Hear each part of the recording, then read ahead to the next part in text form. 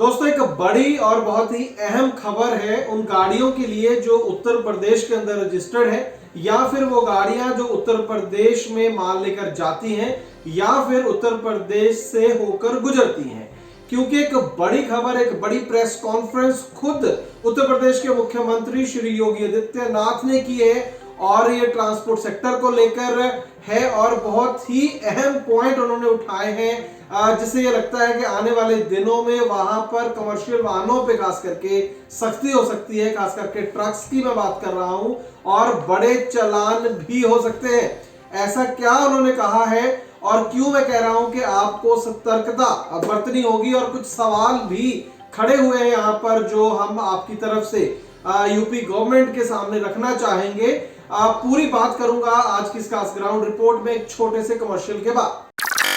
दोस्तों मैं जानता हूं कि ट्रांसपोर्ट के कारोबार में ढेरों चिंताएं हैं, लेकिन अब कम से कम अपनी गाड़ी के बीमे की चिंता छोड़ दें। प्रीमियम आपको सबसे कम मिलेगा, पॉलिसी में किसी तरह की कोई कमी नहीं होगी और क्लेम हॉटलाइन की सुविधा 24 घंटे मिलेगी। बस गाड़ी की आरसी और पुरानी बीमा कॉपी ट्रांसपोर्ट मॉल ऐप में डालें या 90-831-90-831 पर व्हाट्सएप कर दें तो गाड़ी का बीमा सिर्फ और सिर्फ ट्रांसपोर्ट मॉल से।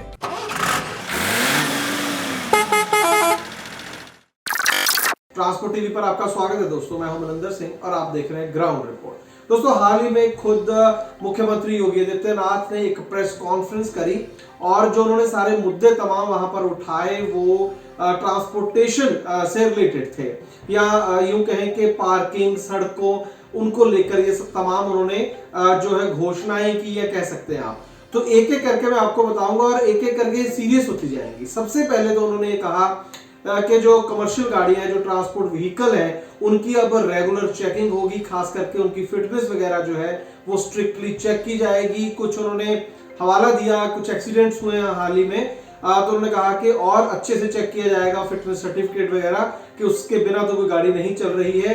ये अच्छी बात है, ये रूटीन में चेकिंग होती है। परिवहन विभाग को इस बात को सुनिश्चित करना होगा कि सभी प्रकार के बसेज का या ट्रक हो, 4 व्हीलर हो, 2 व्हीलर हो, इनको नियमित रूप से इनकी चेकिंग करना और ट्रैफिक के नियमों का पालन करवाने की व्यवस्था इनसे सुनिश्चित करना।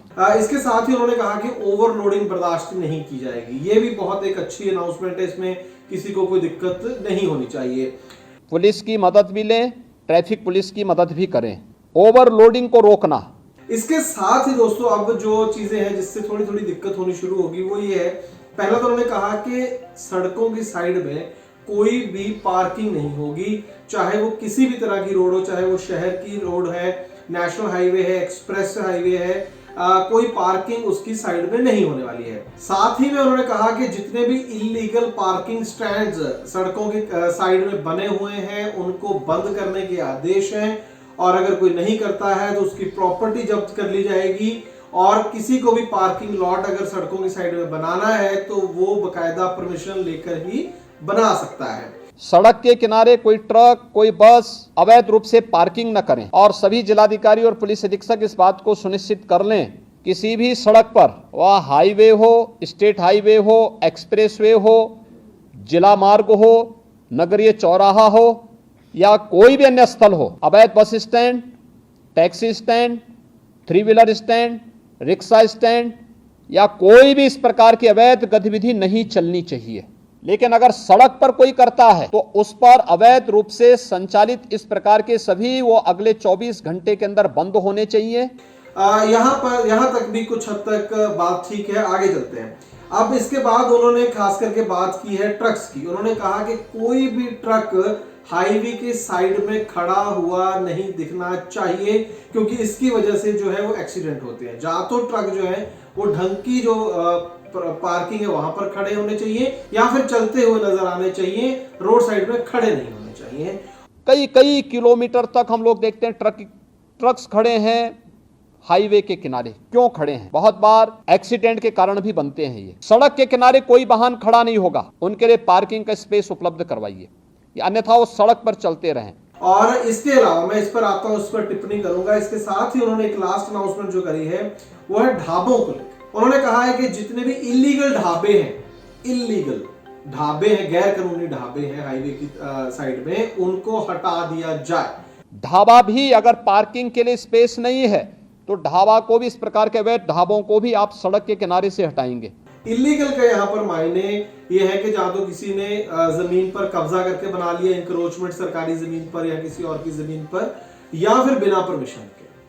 और किसी को भी ढाबा बनाना है तो बकायदा उसको परमिशन लेनी होगी। ये तमाम जो है उन्होंने अनाउंसमेंट्स करी। आपकी गाड़ी के लिए भरोसे वाला बीमा सिर्फ और सिर्फ ट्रांसपोर्ट मॉल ऐप पर मिलेगा। ऐप के इंश्योरेंस सेक्शन में जाएं और गाड़ी का बीमा करवाएं।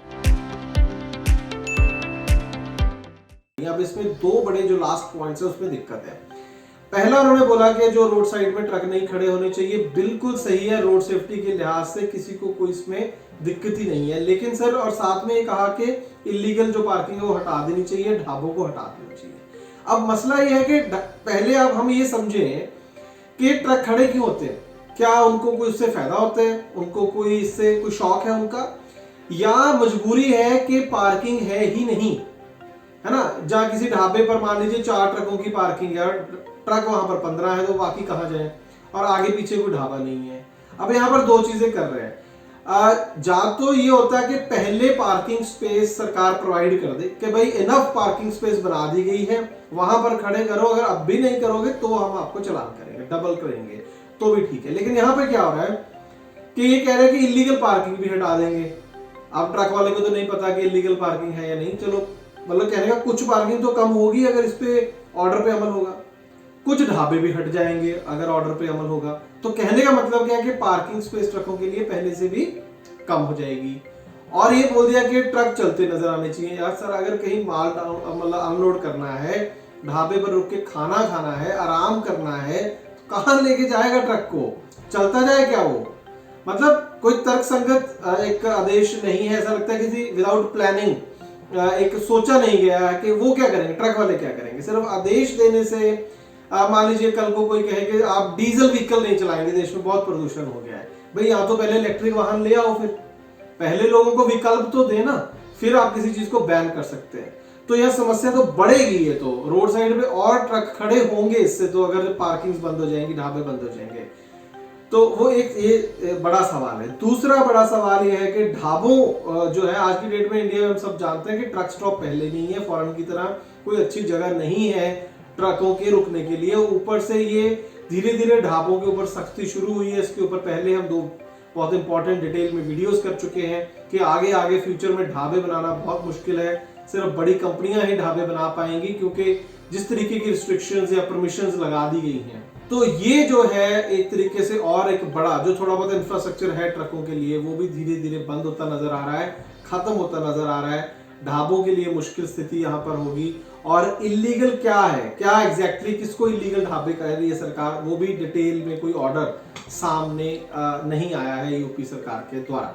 तो दोस्तों, कुल मिलाकर जो हमारी चिंता है, ऑर्डर में कोई खराबी नहीं है, जैसे मैंने कहा उनकी इंटेंशन सही हो सकती है, लेकिन विकल्प नहीं दिए गए हैं, हमारा सिर्फ इतना कहना है। और उल्टा होगा शायद ये कि पुलिस को या इन्फोर्समेंट एजेंसी को और ज्यादा पावर मिल जाएगी, और ज्यादा बहाने मिल जाएंगे गाड़ियों से पैसे हेंटने के लिए या चालान करने के लिए। तो इसीलिए मैं कह रहा था कि चाहे आप अगर आप यूपी के अंदर लोकल चलते हैं या फिर आप यूपी से गुजरते हैं, यूपी में माल लेकर आए हैं, लेने आए हैं, तो थोड़ा ध्यान से जितना हो सके कोशिश करें कि गाड़ियों को जो है रोड साइड पे खड़ा ना करें। अगर प्रॉपर कहीं पार्किंग है, कोशिश करें वहां ढूंढें और वहीं पर खड़े हों।